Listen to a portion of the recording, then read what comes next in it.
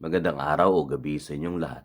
Pag-usapan po natin ang topic na sino ang Antichrist based on 2 Thessalonians chapter 2 verses 3 and 4. Marami na bang nagsasabi sa iyo kung sino ang Antichrist? May nagsasabi na siya ay isang political leader o politiko. O nagsasabi sa iyo na world leader. May nagsasabi rin na darating pa lang.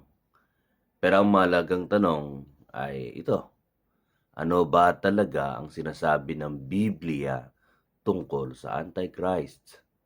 Hindi ito haka-haka, hindi rin ito opinion lang ng tao. Biblia mismo ang sasagot.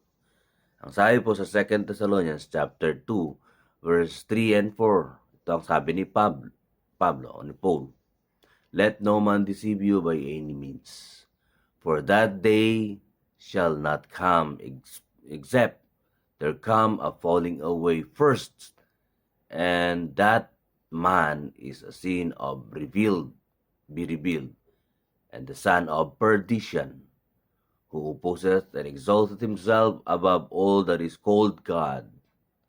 Ipinapakita dito ng isang tao na tinatawag man of sin, son of perdition. Ito ang tinatawag ng marami na Antichrist. Hindi siya myth, hindi siya kakatang isip, hindi siya simbolo lamang. Siya ay tunay na darating sa huling panahon.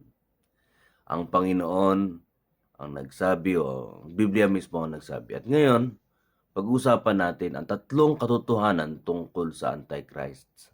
Number 1, rebellion. Siya ay leader ng paghihimagsik. Sabi ng Biblia, except there come a falling away first.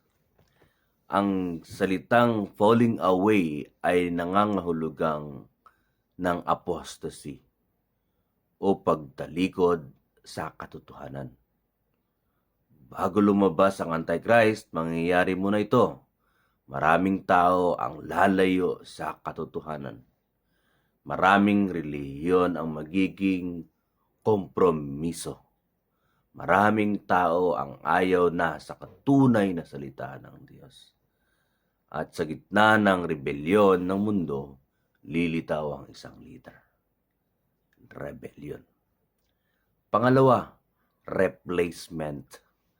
Papalitan niya ang Diyos. Sabi ng verse, who opposeth and exalteth himself above all that is called God.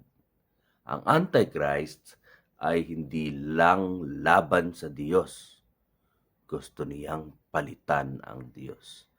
Gagawin niya ito sa pamamagitan ng kapangyarihan, politika, relihiyon, pandaigdigang impluwensya, at gusto niya ito. Siya ang sambahin ng mundo. Hindi lang siya ang anti-God, gusto niya maging small letter G, God. Number 3, rule. Maghahari siya sa panandaliang panahon.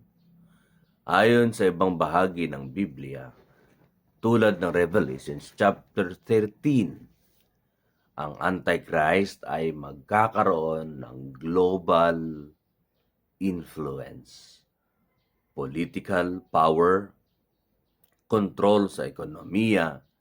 Ito ang panahon na tinatawag na Great Tribulation. Pero tandaan natin, hindi magtatagal ang kanyang paghahari dahil sa huli, si Jesus mismo ang magwawasak sa kanya. Now, ang tanong, ano ngayon ang ibig sabihin nito sa atin? Dalawang bagay na dapat nating tandaan. Una, huwag tayong magpadaya. Sabi ni Paul, let no man deceive you. Sa huling panahon, maraming manlilinlang. Kung hindi mo kilala ang Biblia, madali kang malilinlang o maloko. So, huwag paloko.